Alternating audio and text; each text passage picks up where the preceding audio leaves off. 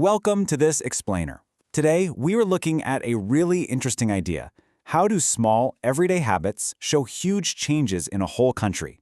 We are focusing on Japan. But we aren't starting with big government policies. We are going right into the kitchen. Let's see how daily habits show us Japan's future.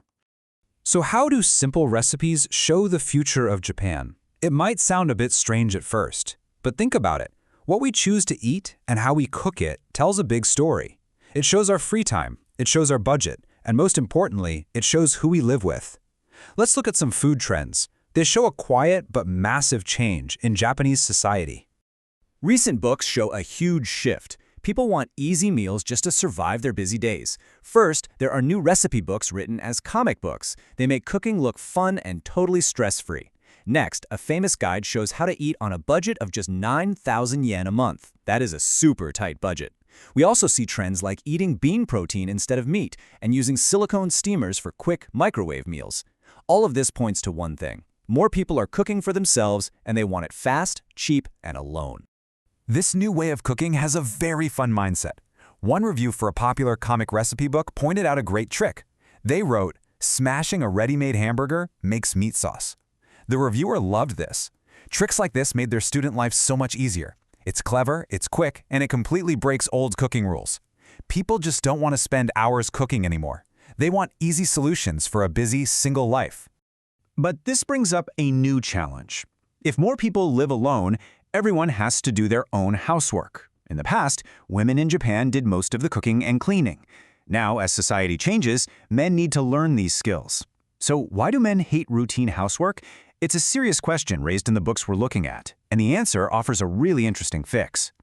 The main problem is how we think about the work. One book for man argues that the traditional male mind hates routine tasks. Why? Because there is no feedback and no praise. The suggested fix is actually pretty cool. Use business skills at home. You can use the PDCA cycle. That means plan, do, check, act. Men can treat house chores just like a business project. They track their progress. This keeps them motivated. The author says this is a vital skill. It stops men from becoming helpless as they get older.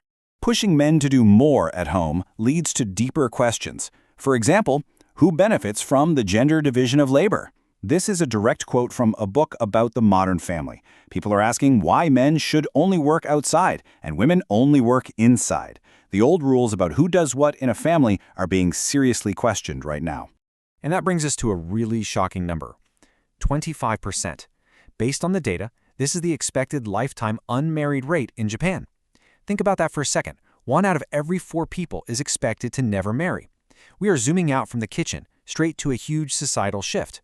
When a quarter of the people stay single forever, the old rules simply stop working.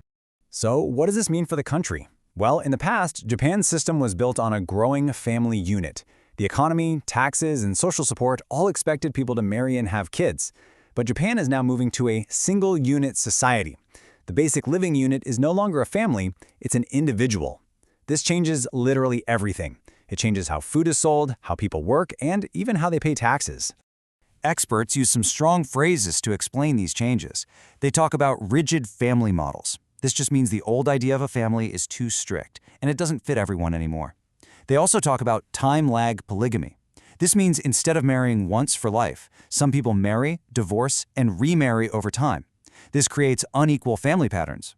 Many people feel left out because the classic family structure just doesn't match their real lives. These changes have a huge impact on how people live. The sources talk about a concept called the parasite single. This is an adult who keeps living with their parents well into adulthood. Authors argue this happens because young adults can't face the hard financial or emotional stress of starting a new independent life. It is often a reaction to a tough economy and the heavy pressure of the traditional marriage system, so they stay single and they stay home. But this creates a ticking clock. If people stay single and rely on their parents, we have to ask the next big question. What happens when the parents get older? Who will care for them in a society made mostly of single people? The old model of a big family living together and sharing the care is fading away. The books offer a clear, modern plan for single people who live apart from their aging parents. We need a new strategy. Step 1, respect their independence. Don't force them into a new lifestyle. Step 2, keep them in their familiar town where they know people. And Step 3, reduce nursing care risks. You do this by checking in and helping them manage daily life safely, but without taking over completely. It's a very practical guide for a single-unit society. We have covered a lot today. We went from smashing a hamburger for an easy dinner to men using business skills for housework, all the way to caring for older parents in a 25% unmarried society. The source materials clearly show that the old family rules are gone. So I will leave you with this final thought. In a society of singles, how will we build a world where everyone is needed?